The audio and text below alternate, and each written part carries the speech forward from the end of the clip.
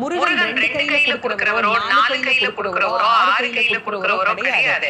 12 கையில தரக்கூடியவர். கேட்டவருக்கு கேட்ட வரங்களை அல்ல, நினைத்தவருக்கு நினைத்த வரத்தை விட அதீதமான நலன்களை வாரி வாரி வழங்கக்கூடியவர். அவர் 12 கையில கொடுப்பார். வாங்குறதுக்கு நமக்கு தான் 2 கை பத்தாது. அப்பேற்பட்ட வள்ளலாக விளங்கக்கூடியவர் முருகப்பெருமான். அவர் வள்ளல்னா பக்கத்துல இருக்கிற அம்மா சும்மா கிடையாது, அவள் வள்ளி.